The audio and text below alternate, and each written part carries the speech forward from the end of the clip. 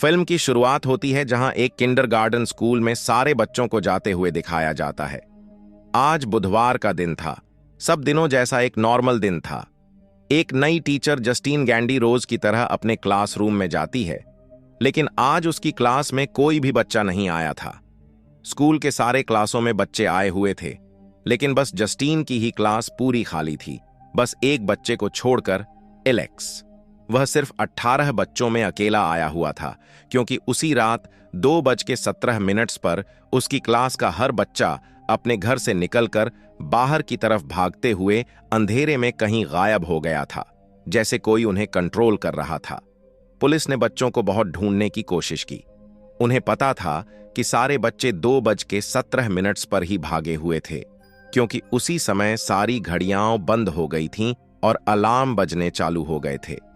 सारे घरों के कैमरे भी चेक किए जाते हैं, लेकिन उसमें बस बच्चे अंधेरे में जाते हुए दिख रहे थे। उन्होंने एलेक्स और उसके पेरेंट्स से बहुत पूछताछ की, लेकिन कुछ भी पता नहीं चला। उन्होंने जस्टीन से भी पूछताछ की, लेकिन उसे भी कुछ नहीं पता था। स्कूल कुछ समय के लिए बंद कर दिया गया था, लेकिन तकरीबन 1 महीने के बाद स्कूल खुलता है। उसे एक दिन पहले बहुत बड़ी पेरेंट्स मीटिंग की जाती है, जहां सारे पेरेंट्स आते हैं और गायब हुए बच्चों का शोक मनाते हैं। अब स्कूल के प्रिंसिपल सारे पेरेंट्स को समझाते हैं और उन्हें दिलासा देते हैं, क्योंकि आज 1 महीना हो गया था और बच्चे अभी तक गायब थे। तभी उनमें से एक पेरेंट उठकर चिल्लाने लगता है, यहां कुछ तो गड़बड़ है। 17 बच्चे एक ही साथ गायब हो चुके हैं और सिर्फ उसी की क्लास से ही क्यों? हो ना हो, इसमें उसी का हाथ है। जस्टीन को जवाब देना होगा। जस्टीन स्टेज पर जाती है। उसे भी बुरा लग रहा था, उसे भी बच्चों से बहुत प्यार था, तो वह उनके साथ ऐसा क्यों ही करेगी? पेरेंट्स फिर भी भड़के हुए थे। प्रिंसिपल पेरेंट्स को समझाते हैं और भीड़ को संभालते हुए जस्टीन को कार में छोड़ देते हैं। जस्टीन वहां से निकल जाती है और एक शॉप पर जाती है और कुछ ड्रिंक्स लेती है। तभी उसके फोन में एक अननोन नंबर से कॉल आता है। वह उठाती है। उसमें से धमकी भरी आवाज आती है। वह फौरन फोन काट देती है। उसके लिए यह बात नई नहीं थी। जब से बच्चे गायब हुए थे, तब से उसे ऐसे कॉल आते रहते हैं। वह वापस जाती है। जाते हुए वह एक कार को नोटिस करती है। खैर, वह घर आती है और थोड़ी राहत की सांस लेती है। थोड़ी देर बाद उसके घर की घंटी बजने लगती है। वह देखने जाती है, लेकिन वहां कोई नहीं था। बस कुत्ते के भौंकने की आवाज आती है, लेकिन इस बार दरवाजा जोर से बजता है। वह बहुत डर जाती है। वह एक हथियार लेकर बाहर जाती है। वहां तो कोई नहीं था, लेकिन उसकी कार पर किसी ने पेंट से विच लिख दिया था। अगली सुबह जस्टीन साफ करने की कोशिश करती है, लेकिन वह छूटने का नाम ही नहीं ले रहा था। वह स्कूल जाती है, लेकिन लोगों की नजरें उससे बर्दाश्त नहीं हो रही थीं। वह अब इन सब चीजों से तंग आ चुकी थी। थोड़ी देर बाद वह पुलिस के पास जाती है रिपोर्ट लिखवाने, और यह भी बताती है कि उसे धमकी भरी कॉल्स भी आते हैं। अगले दिन वह अपने दोस्त पॉल से मिलती है, जो एक पुलिस वाला था। वह उसे सब बताती है और खुद ही इन्वेस्टिगेट करने को बोलती है, क्योंकि पुलिस वालों को अभी तक कोई सुराग नहीं मिला था। पॉल इन सब से दूर ही रहने को कहता है और चला जाता है। तभी जस्टीन को एलेक्स दिखता है। वह उसका पीछा करते हुए उसके घर तक जाती है। वह दरवाजा खटखटाती है, लेकिन कोई नहीं खोलता। वह घर के पीछे जाती है, लेकिन घर की सारी खिड़कियों में पेपर्स लगे हुए थे। एक थोड़ी सी जगह से वह अंदर देखने की कोशिश करती है, लेकिन चारों तरफ सिर्फ अंधेरा था और कोई वहां बैठा हुआ था। जस्टीन डर जाती है। उससे सामान गिर जाता है और आवाज हो जाती है, लेकिन हैरानी की बात थी कि वह वैसे के वैसे ही बैठे हुए थे। अगले दिन जस्टीन फिर से एलेक्स से मिलती है। उससे बात करने की कोशिश करती है, लेकिन वह बस मेरा पीछा मत करो बोलकर भाग जाता है। वह दरवाजे पर फिर से नॉक करती है, लेकिन आज भी कोई जवाब नहीं देता। वह अब पूरा दिन कार में उसी के घर पर नजर रखे हुए थी। अब रात हो जाती है। तभी एलेक्स के घर का दरवाजा खुलता है। घर से एक औरत अजीब तरह से चलते हुए आती है, बिल्कुल किसी कठपुतली की तरह। वह कार के पास आती है। उसके हाथ में बड़ी सी कैंची थी। वह कार के पीछे का दरवाजा खोलकर बैठ जाती है और कैंची से जस्टीन का बाल काट लेती है। अब अगली सीन में हम आर्चर की स्टोरी देखते हैं, जो वही पेरेंट था जिसने जस्टीन को बुरा भला बोला था। और जब स्कूल से जस्टीन शॉप गई थी, तब आर्चर ही था जो उसका पीछा कर रहा था। उसी ने जस्टीन की कार पर पेंट से विच लिखा था। अब उसी रात वह एक सपना देखता है जिसमें वह अपने बेटे मैथ्यू को अंधेरे में भागते हुए देखता है। आर्चर उसका पीछा करता है और एक घर के पास पहुंचता है। उस घर के ऊपर एक बड़ी सी घड़ी थी और उस पर वही समय था, 2:17, जिस समय सारे बच्चे गायब हुए थे। वह मैथ्यू को ढूंढते हुए घर के अंदर जाता है। उस घर के बेडरूम में मैथ्यू सोया हुआ मिलता है, लेकिन अगले ही पल वह एक डरावनी शक्ल में बदल जाता है। आर्चर डर जाता है और उसकी नींद खुल जाती है। थोड़ी देर बाद जब वह काम पर जा रहा था, तभी वह वही रास्ता देखता है जिस तरफ मैथ्यू भागते हुए गया था। फिर वह एक नक्शा निकालता है और उसमें एक लाइन बना देता है। ऐसे ही वह कुछ पेरेंट्स के घर जाकर वहां के कैमरे चेक करता है और उनकी जाने की दिशा मैप कर उन पर निशान लगा देता है। रास्ते में आर्चर को जस्टीन दिखती है। वह उसके पास जाता है यह सब बताने, लेकिन जस्टीन उसे ही बुरा भला बोलने लगती है।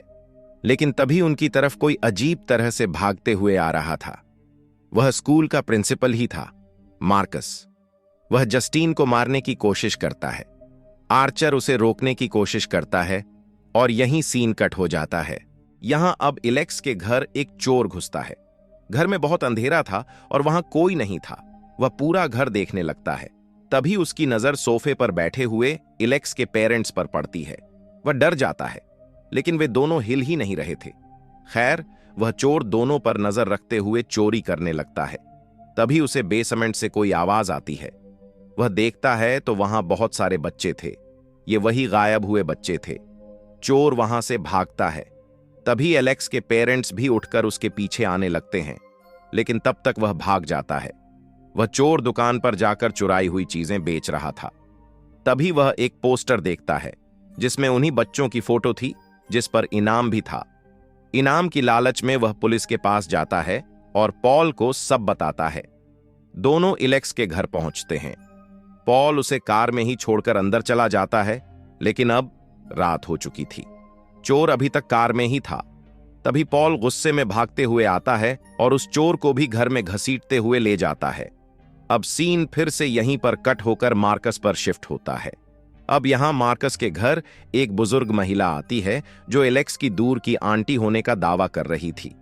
हालांकि मार्कस को एलेक्स के पेरेंट्स से मिलना था, लेकिन वह अजीब सी औरत बहाना बना देती है कि उसके पेरेंट्स की तबीयत बहुत खराब है और जबरदस्ती अंदर आ जाती है। अब मार्कस रोक भी नहीं सकता था। वह औरत खांसने लगती है। मार्कस का पार्टनर उसे ग्लास में पानी देने को बोलता है, लेकिन वह तो एक बड़े से बाउल में पानी मांगती है। दोनों को अजीब लगता है, फिर भी वे उसे दे देते हैं। वह औरत एक बड़ा सा कांटा निकालती है। उस पर मार्कस का रिबन लगाकर अपने हाथ पर कट लगा लेती है। दोनों बहुत डर जाते हैं।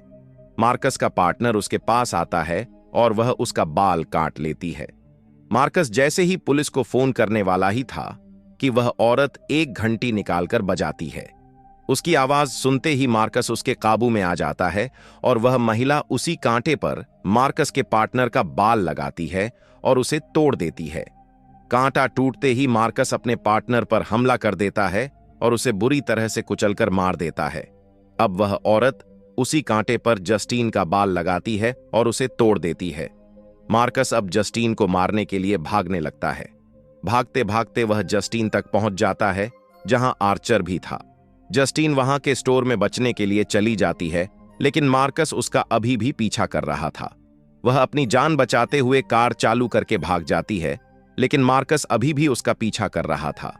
आर्चर उसके पीछे जाता है, लेकिन थोड़े आगे जाकर मार्कस का बुरी तरह एक्सीडेंट हो जाता है, जिसमें उसका सिर बुरी तरह कुचल गया था।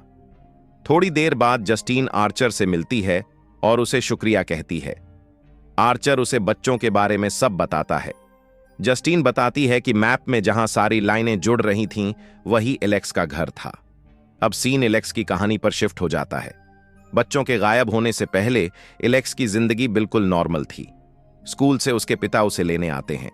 रास्ते में वह एलेक्स को बताते हैं कि उनकी कोई दूर की आंटी आने वाली है, क्योंकि उनकी तबीयत खराब है और हमें ही उनका ख्याल रखना पड़ेगा। एलेक्स खुश नहीं था।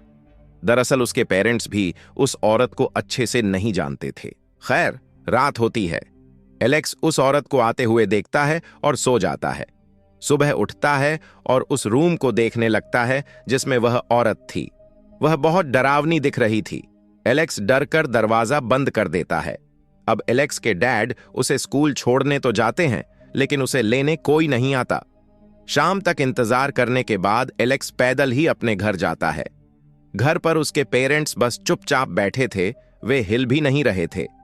तभी वहां वह औरत भी आती है जो एलेक्स को बातों में उलझाती है, लेकिन वह बस पूछता है, मेरे पेरेंट्स को क्या हुआ, और अपने डैड पर पानी फेंकता है। तब भी उसके डैड कुछ नहीं बोलते। वह डर जाता है। बूढ़ी औरत उसे गुस्से में ऊपर भेज देती है। एलेक्स बेचारा चला जाता है। सुबह उठकर वह नीचे जाता है। अभी भी उसके पेरेंट्स वैसे ही बैठे हुए थे। वह औरत भी वहीं थी। वह एलेक्स को बैठने बोलती है और वही कांटा निकालकर उस पर अपना खून लगाती है और तोड़ देती है। कांटा टूटते ही एलेक्स के पेरेंट्स कांटे वाली चम्मच से अपने चेहरे पर बार बार मारने लगते हैं। एलेक्स उन्हें रोकने की कोशिश करता है, लेकिन फिर भी वे नहीं रुकते। वह औरत जैसे ही वह कांटा पानी में डालती है, वैसे ही वे रुक जाते हैं। वह एलेक्स को धमकी देती है कि अगर किसी को बताया तो तुम जानते ही हो मैं क्या कर सकती हूं। बेचारा एलेक्स चुपचाप घर से स्कूल और स्कूल से घर जाता रहता है। उसके पेरेंट्स वैसे के वैसे ही बैठे हुए थे। वह उन्हें जिंदा रखने के लिए सूप पिलाता रहता था। एक रात वह औरत एलेक्स को बुलाती है और बताती है कि मेरी तबीयत खराब है। मुझे लगा था तुम्हारे माँ बाप से मैं ठीक हो जाऊंगी, लेकिन ऐसा नहीं हुआ। वह एलेक्स से उसकी क्लास में पढ़ रहे हर बच्चे की कोई घर की चीज मंगवाती है। अगले दिन एलेक्स सारे बच्चों की ड्राइंग्स क्लास से चुरा कर ले आता है और उस औरत को दे देता है। अब रात के समय एलेक्स उठता है। वह देखता है कि वह औरत सारी ड्राइंग के छोटे छोटे टुकड़े करके एक काला जादू करती है और घंटी बजाकर दरवाजे पर खड़ी हो जाती है। थोड़ी देर बाद सारे बच्चे अपने अपने घरों से निकलकर एलेक्स के घर में चले जाते हैं। अगले दिन एलेक्स स्कूल अकेले ही जाता है। अब हम कहानी की शुरुआत में ही आ गए थे, जहां एलेक्स के पेरेंट्स से पूछताछ की जा रही थी। क्योंकि एलेक्स ही बचा था, इसलिए सबको उस पर शक था, इसलिए उसके घर की तलाशी लेने आने वाले थे। उससे पहले ही वह औरत सारे बच्चों को कहीं और छुपा देती है। एजेंट्स घर की तलाशी लेकर चले जाते हैं। एलेक्स हर दिन अपने पेरेंट्स को और सारे बच्चों को जिंदा रखने के लिए सूप पिलाया करता था, और आज वही दिन था जब पॉल और वह चोर घर में आए थे। वह औरत एलेक्स को अपना सामान पैक करने को बोलती है, क्योंकि वे अब भागने वाले थे, और एलेक्स को नमक की लाइन पार करने से मना करके चली जाती है। सुबह जस्टीन और आर्चर एलेक्स के घर पर नजर रख रहे थे। तभी दरवाजा खुलता है और उसमें से पॉल निकलता है और उन्हें बुलाकर चला जाता है। दोनों अब घर में आते हैं। दोनों जैसे ही नमक की लाइन पर पैर रखते हैं, वैसे ही पॉल और वह चोर दोनों पर हमला कर देते हैं। जस्टीन बचने की कोशिश करती है, लेकिन पॉल जानवरों की तरह उसके पीछे पड़ा था। आर्चर भी उस चोर को जितनी बार मारता है, वह उतनी ही बार उठकर उस पर हमला करने लगता है। यहां एलेक्स भी बाहर निकलकर उस लाइन पर जैसे ही पैर रखता है, वैसे ही उसके पेरेंट्स उसे मारने के लिए उसके पीछे भागने लगते हैं। एलेक्स बचते बचते एक कमरे में अपने आप को बंद कर लेता है। यहां जस्टीन अपने आप को बचाने के लिए पॉल को शूट कर देती है और वह वहीं मर जाता है। जस्टीन अब आर्चर को भी बचा लेती है। दोनों वहीं बेसमेंट में जाते हैं, जहां सारे बच्चे थे, लेकिन सब वैसे के वैसे ही खड़े थे। वह मैथ्यू को ढूंढता है, तभी वहां वह औरत उस पर हमला कर देती है। यहां एलेक्स उसी कमरे में था जहां वह औरत काला जादू करती थी। एलेक्स उसका सामान उठाकर अपने आप को वॉशरूम में बंद कर लेता है और कांटा लेकर उसी औरत की तरह सब कुछ करने लगता है। अब आर्चर भी उस औरत के कंट्रोल में था। वह जस्टीन को मारने की कोशिश करने लगता है। एलेक्स उस औरत का बाल कांटे में लगाकर उसे तोड़ देता है। तोड़ते ही सारे बच्चे पागलों की तरह उस औरत के पीछे पड़ जाते हैं उसे मारने के लिए। वह पूरे शहर में मदद के लिए भागती है, लेकिन बच्चे सारे खिड़की दरवाजे तोड़ते हुए उसके पीछे पड़े थे। यहां एलेक्स के पेरेंट्स अभी भी एलेक्स की जान के पीछे पड़े थे, और आर्चर भी जस्टीन को मारने की कोशिश कर रहा था। यहां सारे बच्चे उस औरत के शरीर के सारे हिस्से एक एक करके खींच खींच कर अलग कर देते हैं। उसके मरते ही एलेक्स के पेरेंट्स नॉर्मल हो जाते हैं, और आर्चर भी। आर्चर ढूंढते हुए मैथ्यू के पास जाता है। अब लास्ट में एलेक्स अपने पेरेंट्स के साथ दूसरी आंटी के घर शिफ्ट हो जाता है और सारे बच्चों को उनके घर पहुंचाया जाता है। बच्चे अब धीरे धीरे नॉर्मल हो रहे थे और यहीं ये मूवी खत्म हो जाती है। तो दोस्तों, आपको ये मूवी कैसी लगी कमेंट में जरूर बताइएगा, और आगे कौन सी मूवी का एक्सप्लेनेशन देखना चाहोगे कमेंट जरूर करना। Thank you for watching.